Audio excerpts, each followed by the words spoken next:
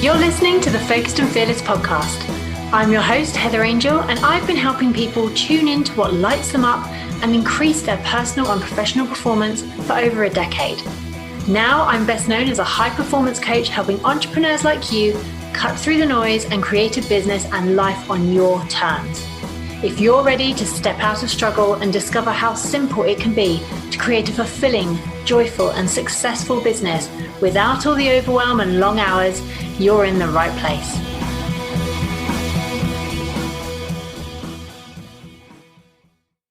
Hey gorgeous, how are you? I hope you had a lovely weekend. Oh my goodness, it's been chaos in my little world for the last couple of weeks. For those of you that are regular listeners, and if you follow me on Instagram, you'll know that I've moved house. So last week moved in, unpacking boxes. Moving a 4-story house into a 2-story house was interesting. I definitely I need a holiday.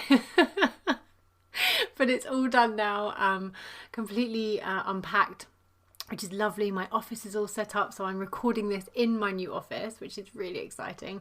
And yeah, the energy is really good. It's amazing how when you switch up your physical environment, it completely changes everything. So it's been a busy couple of weeks, but I feel far more settled. Energetically, I feel like I'm 100% in the right place now.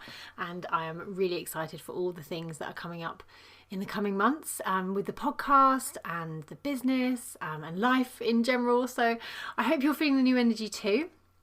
Here in the UK, it's the 8th of March today. So a lot of kids are going back to school. There are a lot of parents having a massive sigh of relief that their kids are finally going back to school. So it's a very different energy I feel today. So this episode is one I recorded a good few weeks back with my friend Becky, who is the Gentle Living Nurse. Becky is based over in Melbourne in Australia, and she is the most gorgeous soul. And we're going to talk all about how you can start living more gently. I think when you are an entrepreneur and you are in business and you are going down this whole personal development route and you're looking at changing your life, excuse me, that is my phone if you can hear that, I'm sorry. When you are looking at going down this whole route of personal development, it can be really intense and you can find yourself just pushing through it all the time. And what Becky does is help people live in a more aligned, more gentle way. And her background is actually working in mainstream medicine. She was a nurse for many years, and she shares her experience of how she used to get very frustrated that she knew she could help people a lot more if she could just break free from the constraints of, modern Western medicine.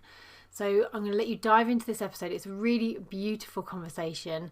I do apologize. There's a slight audio glitch, if you like. You can hear a little bit of rustling on one of the microphones, so I do apologize for that. We've cleaned it up as much as we can, but see past that and listen to the amazing content that Becky's going to share with you. Enjoy the episode and let Becky know. You can go into the show notes and find her on Instagram at the Gentle Living Nurse. Let me and Becky know what you loved about this episode. All right, my gorgeous, let's dive in. Becky, welcome to the Focused and Fearless podcast, my lovely.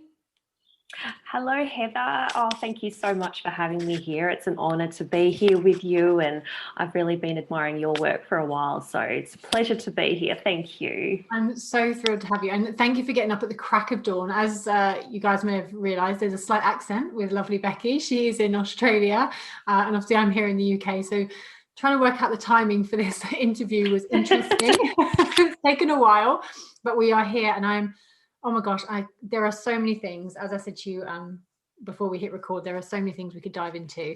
You are going to share some really important messages about how to go from overwhelmed living to the gentle living system, which is just so beautiful. So would you love to share a little bit more about who you are, how you help people, and what you're doing right now? Yeah, sure. So I'm Becky. I am a holistic nurse and I'm based in Melbourne, Australia, but at the moment I'm on holidays on the lovely Sunshine Coast, which is good to get some fresh air and chill out a little bit, because like you're going through in the UK at the moment, we went through a pretty tough lockdown as well throughout our winter. So I've been working as a nurse for about over 10 years now. I've worked between different areas. So I've gone between pediatric nursing, I've done a bit of mental health nursing. I sort of always floated between different areas because I had such an interest in sort of incorporating everything, and I couldn't quite decide on what it was that I wanted to do. So I've got a passion to really bridge the gap between the mind, the body, and the spirit, which is really, really missing in our healthcare system, or in the Western healthcare system in general. And so now I work in my business, which is gentle living, and I support other highly sensitive people who might be struggling with anxiety and overwhelmed, because I myself am a highly sensitive person. I've had a lifelong journey of anxiety as well, and it's taken me a long time to be able to walk my own path to healing. And like I said before, it's something that's really lacking within the healthcare system, where we're sort of treating the symptoms rather than the person as a whole. So my system is to really address the person as a whole, see what their context is, understand their circumstances, and understand people's symptoms as arising from something deeper than just a medical condition as well.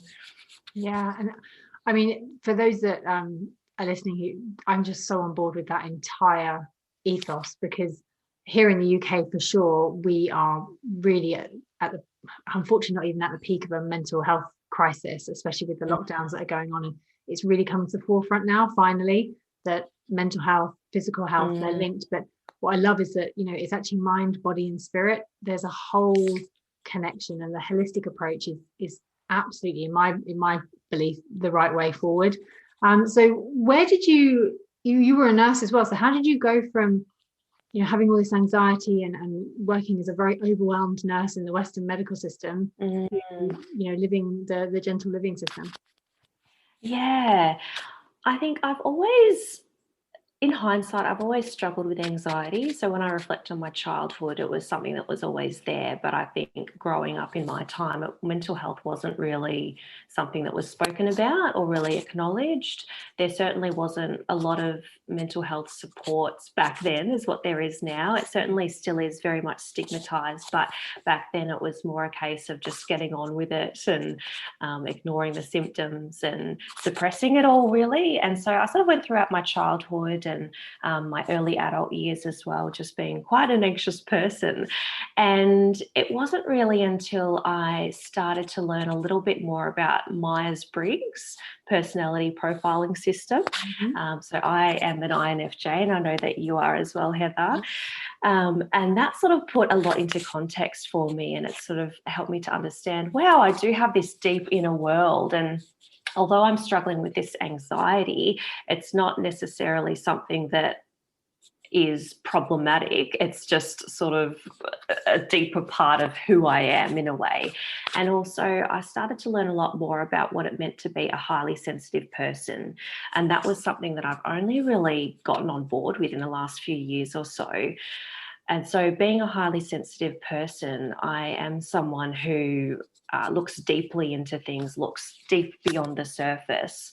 And I think going into a lot of HSPs do go into healthcare, healing, or the creative arts as well, working with people, just because we've got such an interest in what makes people tick and what, you know, the deeper context of everything as well. So I think that's what really attracted me to nursing. I knew that I wanted to work in healthcare. I knew that I wanted to work with people. I sort of always skimmed between doing psychology or medicine or something like that, but I thought nursing was a nice sort of general space where I could explore different avenues of healthcare. But when I did get into nursing and working in the hospital as a graduate nurse, I had such a rude shock to the system. So I think HSPs as well and INFJs can be quite idealistic in how we view the world. We are very aware of the suffering and the pain that's taking grip in the world, and we have such big ideas on how we can change that and make a difference. And then sometimes we can be quite inhibited by the limitations put on us through society or barriers that we might face. And that's what I found going into the hospital system.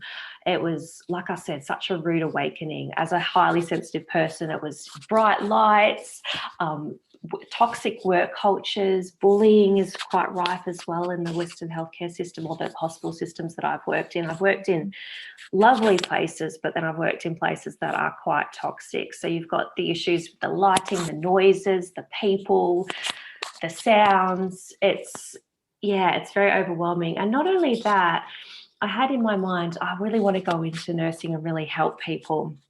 But as a nurse, you are very time poor. You're given a lot of patients to take care of, and they have a lot of high needs. And so you're pretty much rushing between people, giving the bare minimum care as well. And that was really hard. I wasn't able to actually spend the time with each person as I wanted to. And you learn to toughen up pretty quickly within the hospital system too. So there are a lot of older, burnt out nurses, and not even older ones actually, even young nurses burn out quite quickly.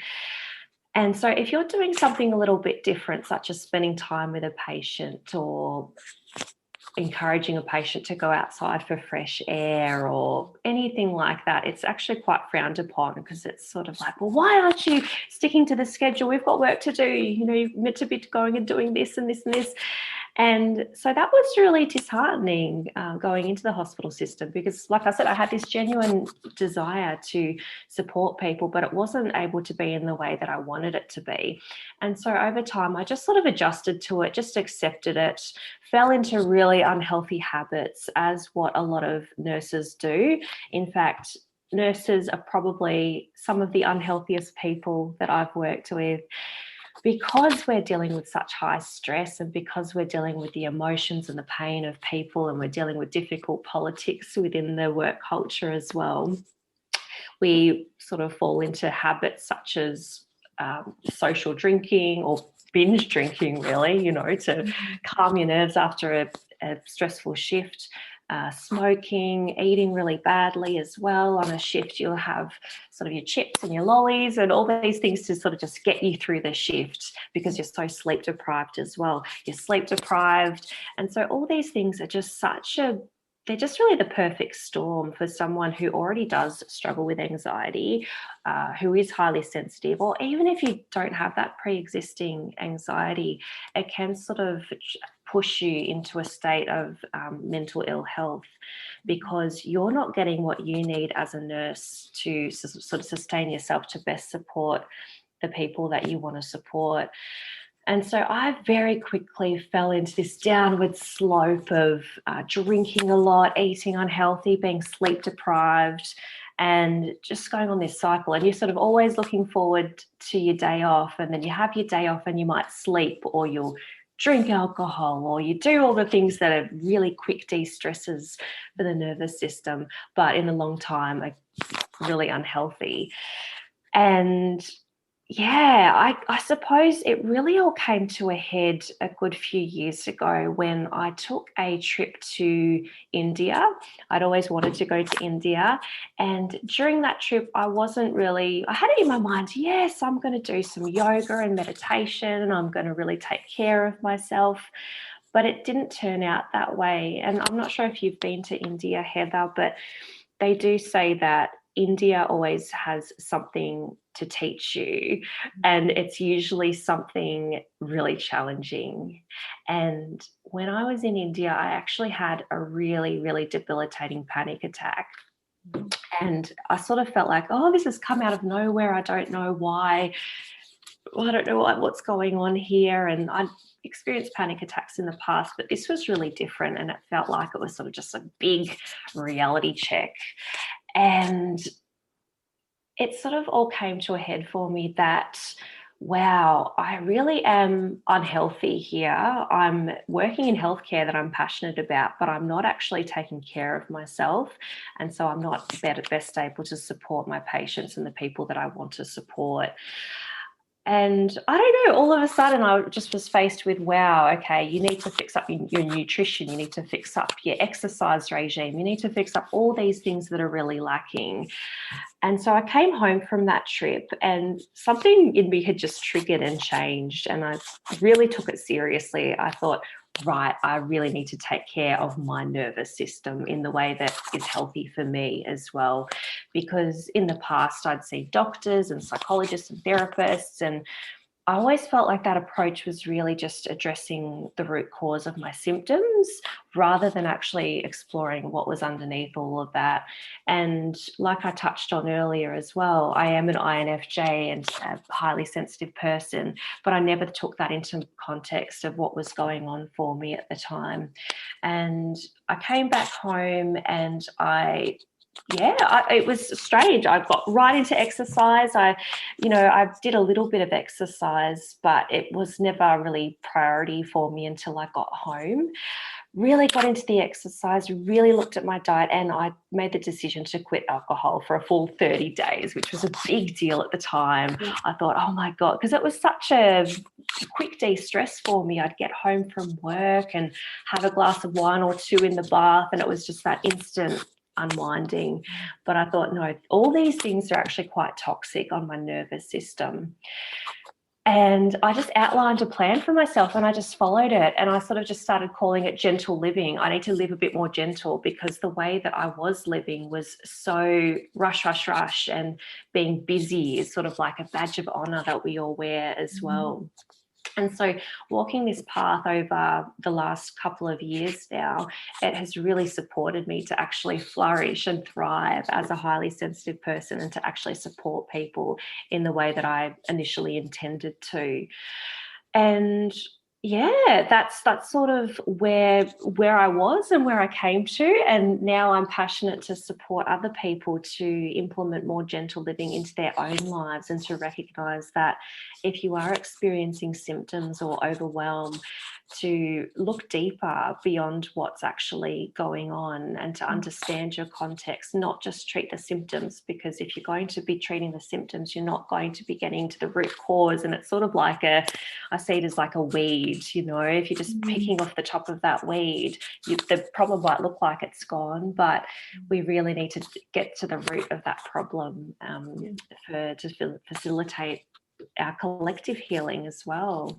Yeah, and I think that's such a great analogy with, putting off the little tops of the weeds, the root is still there, and it's so frustrating. Here in the UK, it's exactly the same. You go to a doctor and they go, okay, here's your symptom, here's a pill for this, and then you go back and go, I've got another symptom, like, oh, here's another pill for this, and you end up with rattling for pills that are counterbalancing side effects of the other pills, and it's just like, any chance there could be something else going on?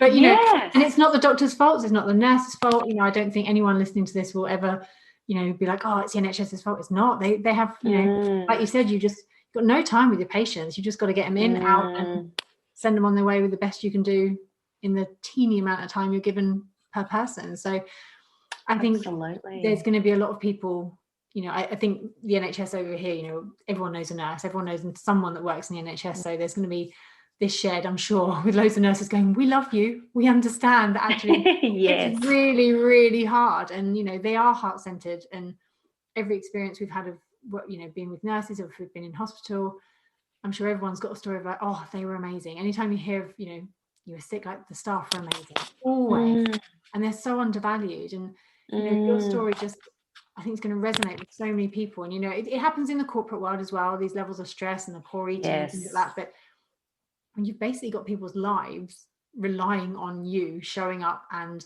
like you said, just eating crisps and sweets and things just to get through, because a lunch break, what's that? You don't get a break. Exactly.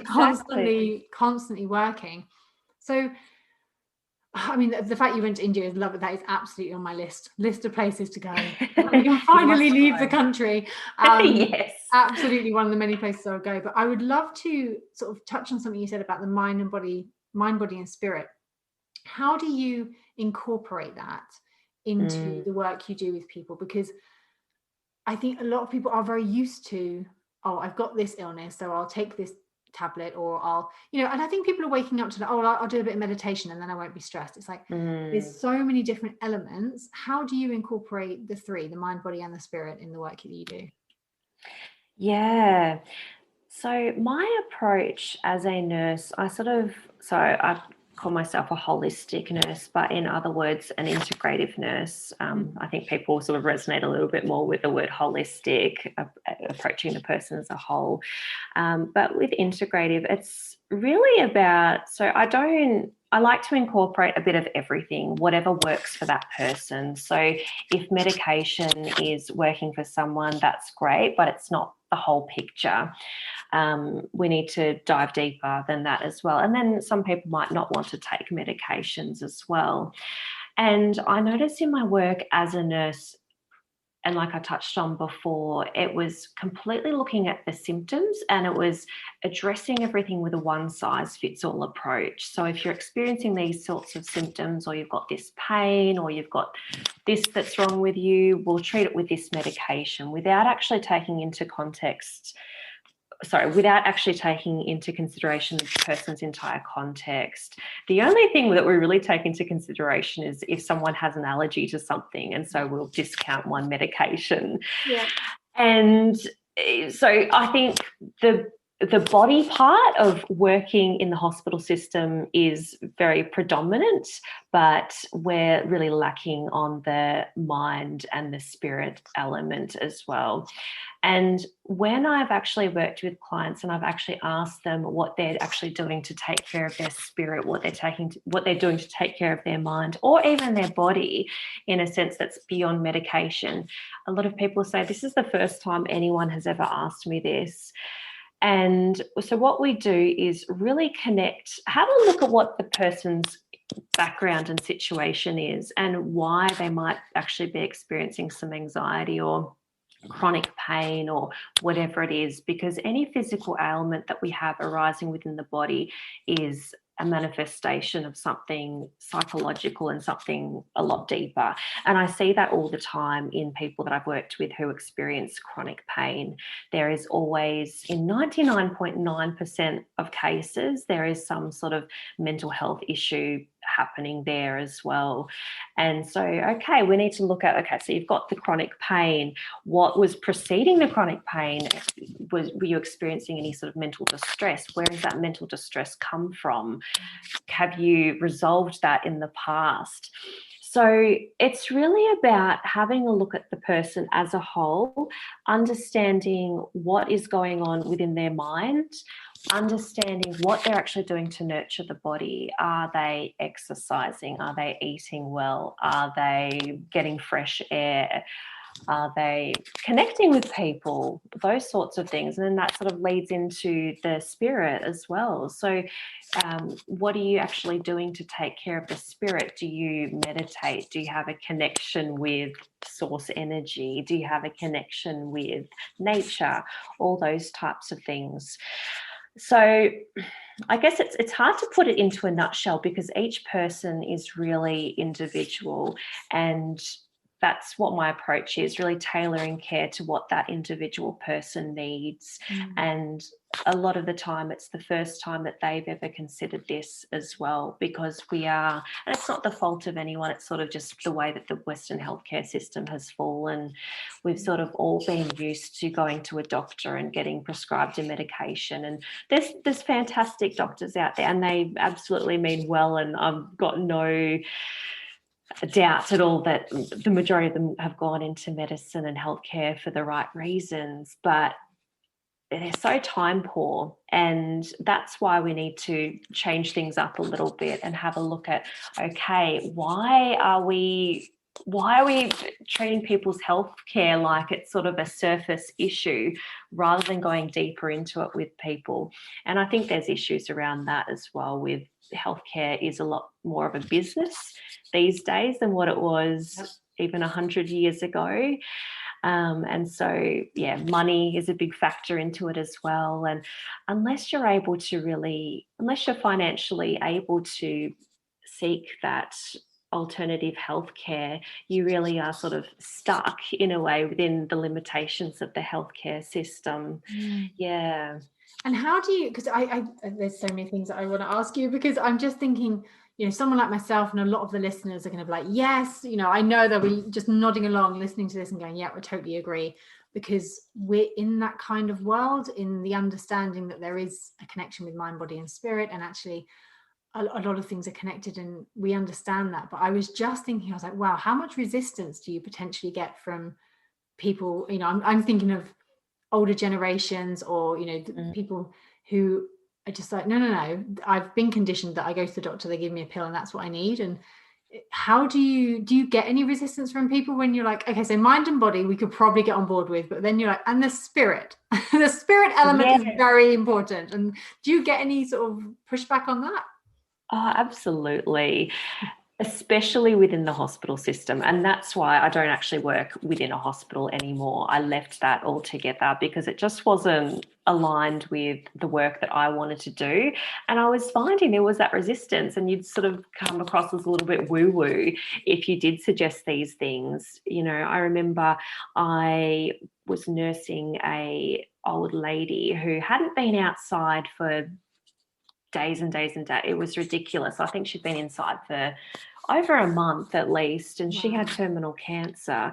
And I just felt, and she just really wanted to go outside. She really, really wanted to get some fresh air. And being a more young and naive nurse, I sort of said to her, yeah, let's go outside, let's get some fresh air.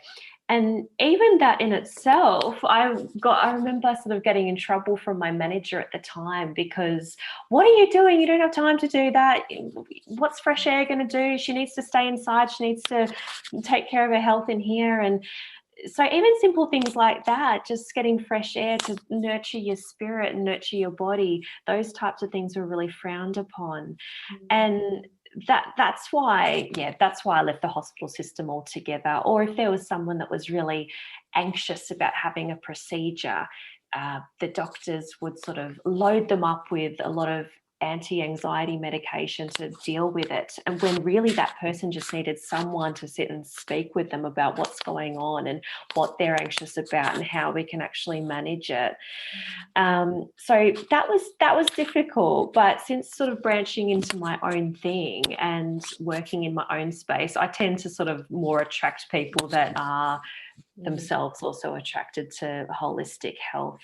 But it's a shame because in my ideal world, if I was in charge of the whole healthcare system, the hospital system, I would make things a lot more holistic and implement these things that we know that are good for us. And an example is, say, mindfulness. Mindfulness maybe 20 plus years ago was considered to be a little bit woo-woo, and it wasn't really something that we implemented into mental health care. But now, because we've got the science behind it to back it up, it is a lot more accepted. It's still not implemented as much as I would like, but it's gaining some more momentum. So it's sort of like the healthcare system is very behind. It sort of waits, and I understand. I'm a science geek myself. I appreciate and I understand the need for science and evidence, but sometimes we really miss out on the good things if we're waiting for science to catch up with everything. And if we know that these things are working, such as getting fresh air or meditating or connecting with nature in some way, having flowers in the room or plants in the room, if we know that these things are working, why not implement them? It's not going to hurt anyone. It's going to improve our health and well-being, even if it is just a placebo. There's a lot of power in the effect of the placebo. Absolutely. Well. And that's been proven time and time again. I mean, there's countless documentaries on it, there's countless studies that placebo works really, really well, and I just, it baffles me that, and what you were saying about the science sort of catching up, when we look at government messaging as well about health and what's important for us, it's like, got to remember, not too long ago, the government were backing like, hey, smoking's fine for you, don't worry about it, it's totally cool. Like, there's these new cigarettes which are healthier, these are all good. And it's like, wow, we need to remember this wasn't like hundreds and hundreds of years ago. We're talking a couple of decades ago that people were like, smoking's fine. So absolutely. I think we have got to the point now, and I think you're right, you were talking about the collective earlier, that as individuals and as a collective, we need to start taking ownership of our health and our well-being, because lack of content is not a thing anymore. Like, you can Google everything. I mean, Netflix, I've actually recommended Netflix shows to my clients before. I'm like, look, there's this one on meditation, there's this one on medication, there's this one on this. The information is all out there. We know that these things work. And I think we almost need to retrain ourselves to go, do you know what? Maybe the mainstream messaging that we're hearing, you know, over here from the NHS or from the governments and things, you know, we were allowed to question it.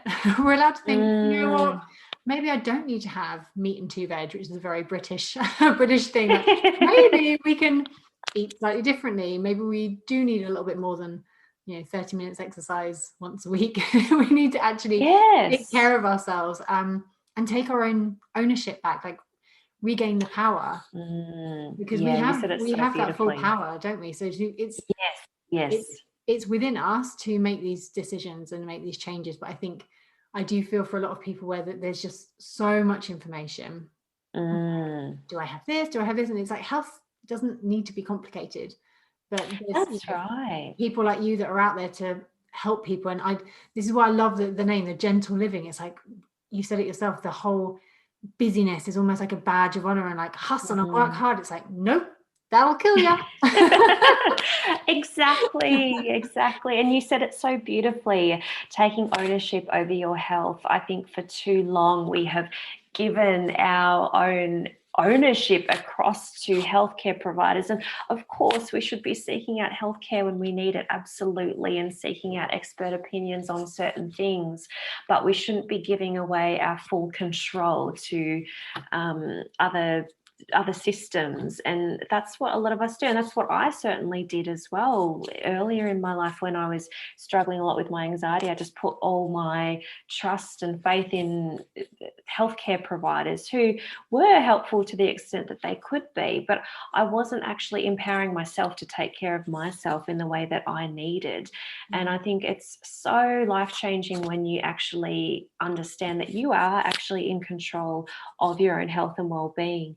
And like you said, your health does not need to be complicated. I think we really do overcomplicate it, and we look to externally, we look at what other people are doing, and we probably over Google things as well. Whereas if you really just tune inwards to what you need, like I sort of did after my panic attack in India, where I sort of thought, no, I need to actually listen to what I need, what's going to work for me, and take it simple and go from there.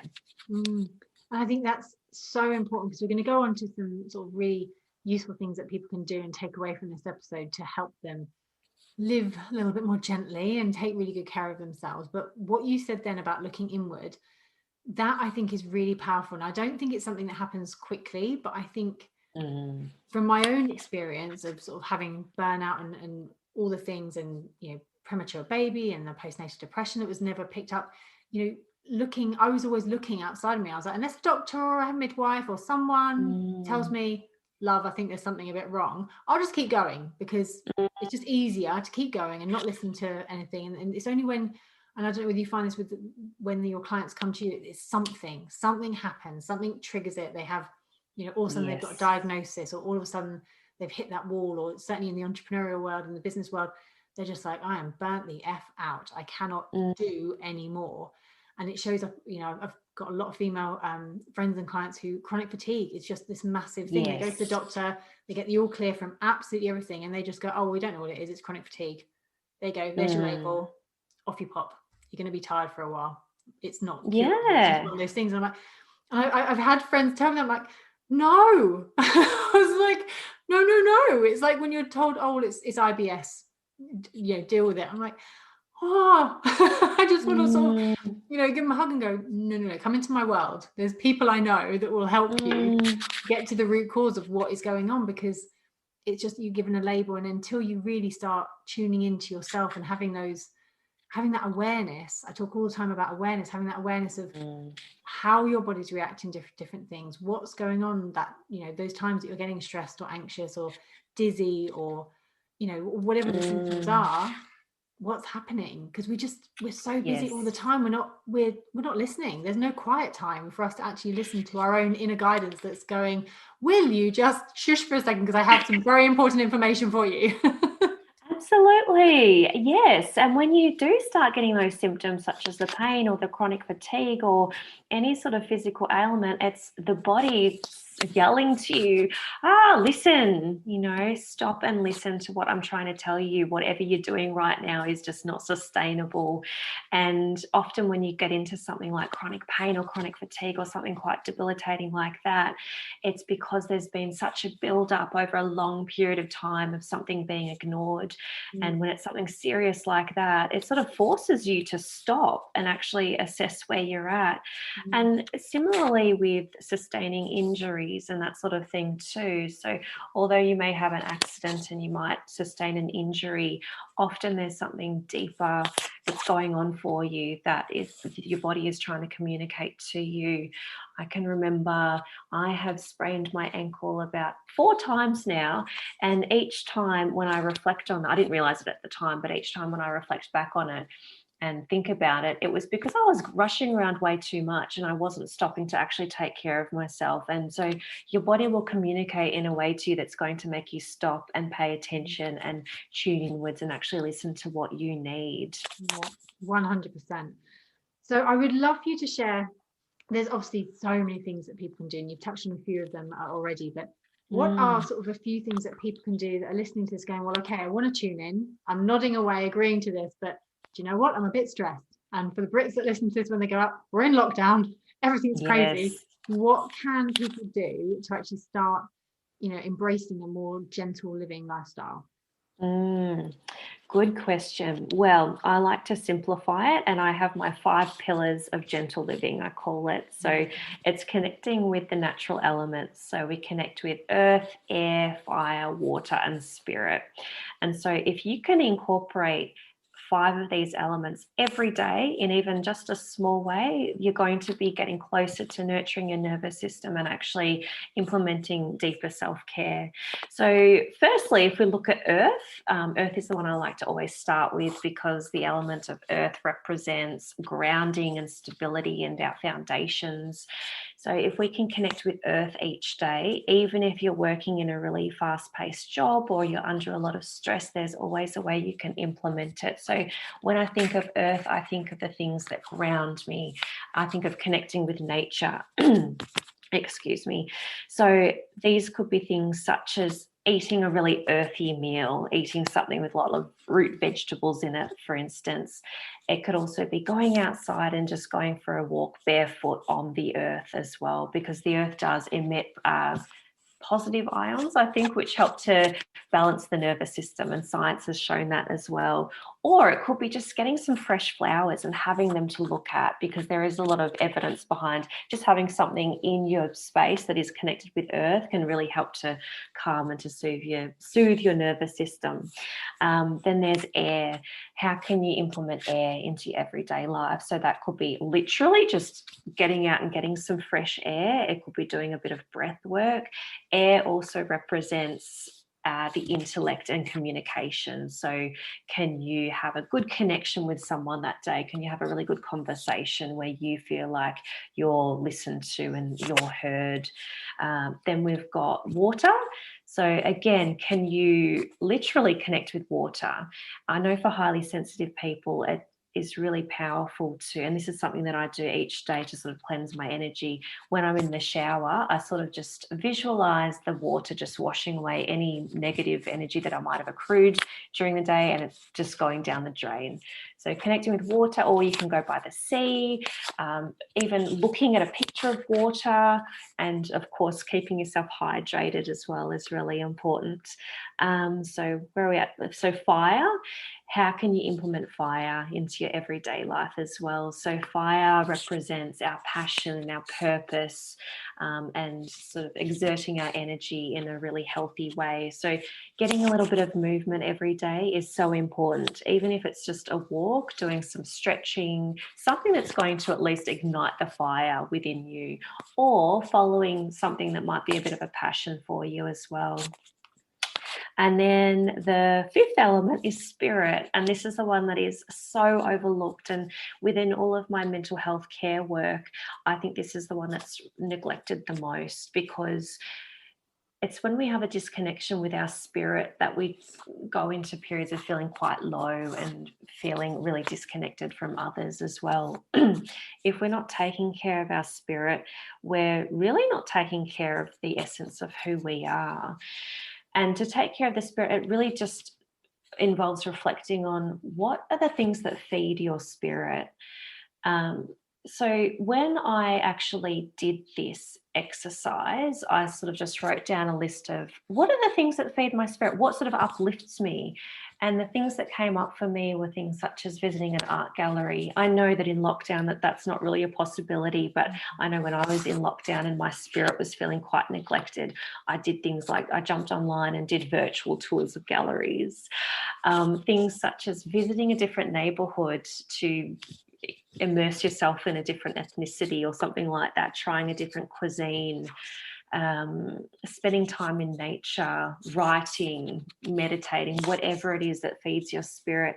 If you can incorporate these 5 things into your life every day, even in just a simple way, that's going to be a really good start, because you're already on the way to acknowledging that your needs are unique and tuning inwards as well, rather than looking externally for the answers.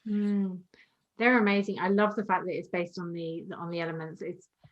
I think the thing I really sort of picked up on there's so much the attachment to nature. I think when we're in lockdown, you know, that is something all we can do at the moment is go for a walk. We can't go to the gym, we can't go anywhere. So you know, but that attachment to nature, I remember in the first lockdown, it was almost a bit of a novelty, and when people were like, did you hear the birds? People were like amazed, like, oh, you can hear the birds because there's no traffic. And it was almost like the whole country, and I'm sure this happened in, you know, many parts around the world, but all of a sudden we were forced to stop. And the conversations I had with so many people were like, oh, you know, it's actually really nice. Have you seen how blue the sky is? Have you heard the birds? And I remember now I'm thinking, I don't know whether I would have ever stopped to even notice whether I could hear the birds or what shade of blue the sky was, but we had nothing else to focus on. So, and in the first lockdown, the weather was beautiful, and it was almost like, you know, people had the opportunity to go, oh, and breathe and notice nature and the world, and the fact that actually, other than humans, nothing had changed in the world. You know, nature was just carrying on quite merrily. None of the animals cared that COVID was around. Like, they were like, la la la, the world's still spinning, everything's fine. It's just you humans that are freaking out and stuff. Like, we're all good. And I think that link with nature has just gone. You know, I mean, I'm here at whatever time it is, 9:20 at night, all the lights on, my big light, and you know, it's that switching off. We don't have that, you know, the circadian rhythm or anything like that anymore. We get up when the alarm goes off, regardless of what time it is or what the daylight is. Many of us don't get out during the day. You know, back in the day when people had office jobs and things, we're not leaving our little air-conditioned spaces most of the time. And I think that really does have such a big effect, and it's not recognized enough, just that getting outside and feeling a little bit more expansive, even if you're in a city, just to get out of your usual space. So we really have lost our way in a way, haven't we? Because I remember when COVID all first hit and we all went into lockdown to start with, it was a bit of a novelty to start with. It was like, wow, I can slow down. And like you said, look at the sky, look at the colours, look at the flowers outside, the things that we are too busy rushing around to stop and actually take notice of. And actually that does remind me as well of the founder of modern nursing, so Florence Nightingale, which a lot of people would be familiar with. She actually did acknowledge the importance of nature in healthcare. So this was back, I think, in the 1700s, I think she founded modern nursing. And she did notice that people that she nursed that had a view of flowers or gardens did seem to heal a lot quicker than people that were sort of stuck in tents. So she nursed a lot of soldiers during the war. So the soldiers that were sort of stuck in tents and not connected with nature, they tended to not heal as quick as the ones that did have that connection with nature. And over time, we sort of lost our way. And I think that sort of was because of the I think in the 1900s was when we had a real revolution of technology taking over the healthcare system, which is great. We need all that, and we need innovations, and we need to advance our healthcare.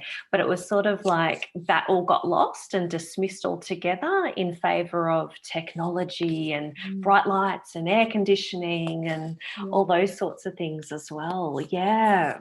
Absolutely.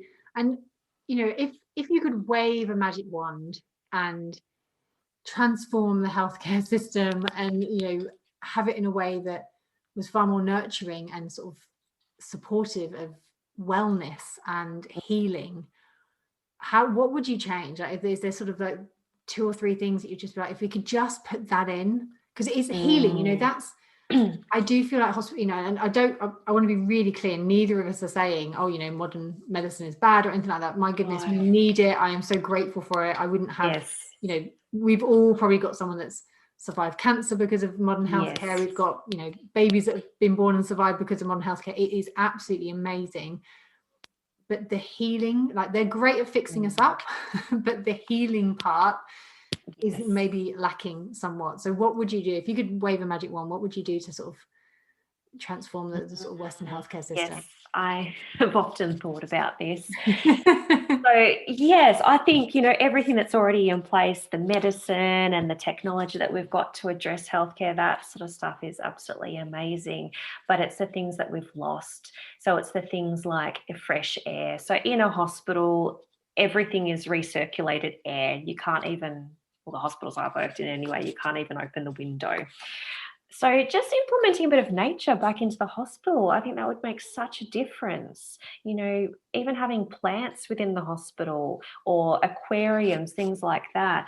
I know that when I've worked in children's hospitals, they are a little bit better than adult hospitals, where they sort of acknowledge the importance of things like play therapy and art therapy. And I know that the major hospital here in Melbourne, the Royal Children's Hospital, they've got a big aquarium and they've got an animal enclosure. So things like that are great, but we don't have it enough, I think, for adults. You know, we don't encourage things that actually facilitate healing that aren't sort of mainstream medicine. So there's no opportunities within hospitals for adults to do things like art therapy or music therapy, or there might be a garden that they can go and sit out in, but it's not necessarily therapeutic, or there might be staff, you know, in the distance having a smoke. So it's not really conducive to healing. So just implementing a little bit more nature into the hospital system, that would be ideal. And also a big overhaul of the nutrition that we have in hospitals too. I know that when I have worked in hospitals, we're pretty much just serving people up slop or mass-produced stuff that is really bad for healing. And there's all that evidence connecting nutrition with healing as well, and nutrition and gut health with mental health. And so in hospitals, you know, we serve up things like mass-produced pastas or sausages, meats, all these sorts of really processed kind of things. There's not enough sort of fresh fruit and vegetables. And I think that is a lot to do with budgets of hospitals as well. But the thing that really bugs me with hospitals and sort of cutting corners around things like food is that, yeah, you might be sort of saving money in the short term by serving up these mass-produced foods, but these people aren't going to be healing quickly. So they're going to be in hospital for longer, or there's going to be a high turnover where they might leave hospital, and because they haven't been getting the nutrition they need, they're going to be quickly back in. And if we were implementing these things that might be a little bit more expensive to start with, I think we're going to have such a longer term return on that, and for people's overall health and well-being. And people will be less likely, I think it would reduce hospital stays and all that sort of thing as well. I think the only thing would be people might want to actually stay in hospital because it'd be much more of an pleasant environment. But of course, no one wants to be there. And just the stress of being in hospital and the horrible environment that it often can be as well. It's not, yeah, it's sort of really impacting the nervous system, which is impacting your healing as well. Absolutely. And I think nutrition is So important, but also that's been made really complicated by Mm. companies that want to make it complicated, and Yes. dieting companies out there, or the ones that counting your calories or your sins or all this other nonsense. Mm. Like, yeah, no wonder people have no idea nowadays. They're like, oh, it's fine, I can have this because it's full of sweetener, and that's okay. It's like, nope. Yes. Nope, it's Yes. not.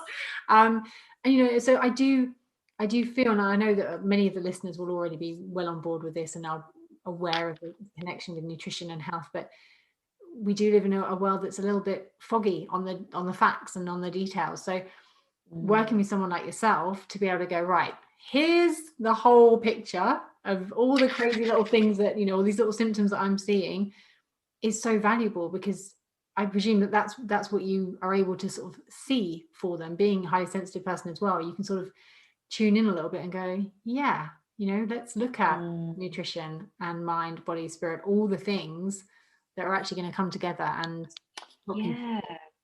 Yeah, exactly. And I feel like that's where my gifts as being a highly sensitive person are better used, because I am able to, and all highly sensitive people have this, well, everyone has intuition, but I think highly sensitive people do have quite a strong connection with their intuition.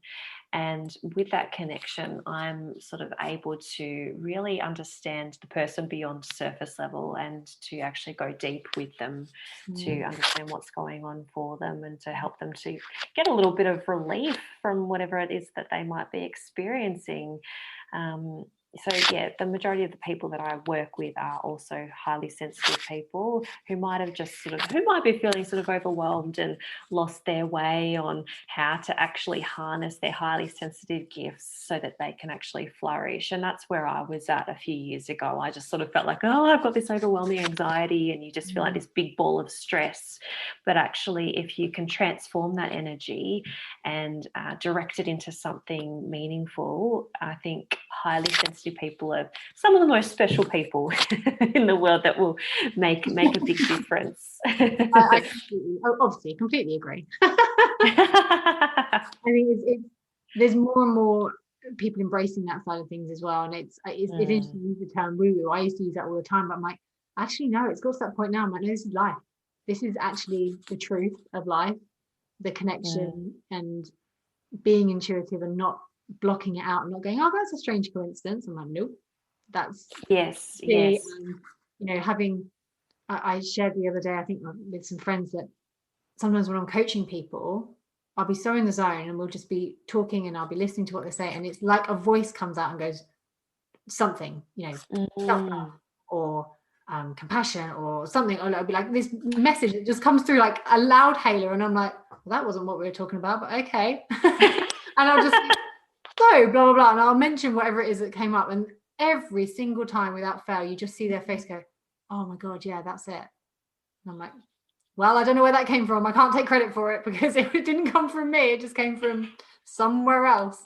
That's amazing. I think the more you can tune into that, it's an incredible ability to help other people, because you can connect with them on a deeper level. And a nurse or a doctor in a doctor's surgery or a hospital that's got 10 minutes with you, how on earth have they got the time to? They've got literally time to go through your notes and go, right, let's get you fixed, let's get you out. Let's sort of send you on your way. So I think working with someone like you is such an incredible thing to do for people. I would say, I mean, I don't want to put words in your mouth, but almost before they get to that point of like, oh, here's the pain, here's the issue. Can you help people if they're sort of maybe just teetering on that point of something's not quite right? Yes, absolutely. Yeah, that would be the ideal place to pick up everything, because that sort of comes just before the manifestation of whatever the distress might be. But it's tricky, and you touched on it a little bit earlier about how it really sort of takes something really big to slow people down and recognize that there's something not right going on and that they need to make a change. But certainly if someone has reached just before that point of it sort of being something bigger than what it is, I think that's such a great place to really intervene, because I'm all for prevention. Prevention over cure. Yes, so important. So how can people find you? How can they find out more about your work? What's the best place to find out more about you? Yeah, sure. So you can find me most hanging out on Instagram. So you can find me The Gentle Living Nurse. You can find me on my website as well. So www.thegentleLivingNurse.com. I do have at the moment a free gentle living planner, which works really well for highly sensitive souls who might be feeling a lot of overwhelm, because I sort of was finding for a while there when I was using your traditional planner, I felt like there was a lot of masculine energy, like, oh, I'm doing this, and this today. And there wasn't sort of room in there to actually implement your self-care and actually make it sustainable for yourself. And so I quickly went into burnout. So I have developed a free planner as well that people can download if you join my Gentle Living community, which is free as well. So you can just go to www.thegentleLivingNurse.com/Gentle Living Community, and then that'll just be emailed through to you. And yes, and then there's my podcast as well, the Gentle Living Podcast. Yeah. The podcast is amazing. I absolutely love it. I mean, I could listen to you all the time. Your accent is just divine. I have the Australian accent is so beautiful. I could listen to you all the time, and your podcast is so calming. It's so calming. So I highly recommend all of you make sure you go and find that on iTunes. Is it on iTunes? Yeah, iTunes, Spotify, Google, and Stitcher. All of them, I think. So amazing. But all the links, I believe, are on your Instagram as well to find most of the stuff. That's right. It's such a pleasure having you on here. Honestly, I've got some notes here. I'm like, there are so many other things I could go into. I want to talk about the gut and mind connection and all the different things that you can do for that. But I think for now, I will leave the listeners with the amazing tips that you've given. And I will say to anyone listening, if you know anyone in the NHS, if you know any nurses, or if you know any entrepreneurs, business people that are feeling like they're just at the brink, which there are a lot of people at the moment at feeling like that in the UK, regardless of what profession you're in, please do share this episode, because Becky is incredible. She's got this amazing, like I said, she's got this amazing planner. Her podcast is amazing. It will just calm you and nourish your soul, because the information is amazing and you can utilize it. But just the way it's delivered, I'm just like, oh, I feel relaxed already. So I highly recommend the podcast. Please do share this episode with anyone you feel will benefit from it. And Becky, just thank you so much again for getting up at the crack of dawn in Australia to talk with me this evening.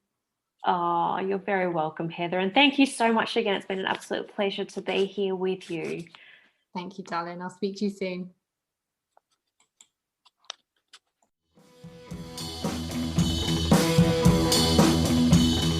Thank you for listening to the Focused and Fearless podcast. If you'd like to continue the conversation or have a question that you would like answered in an upcoming episode, head over to Instagram and connect with me at Heather Angel Coaching. If you enjoy this podcast, please share your thoughts in a review on iTunes. I truly value your feedback, and I take the time to read every single review. Have a beautiful week, and I'll see you in the next episode.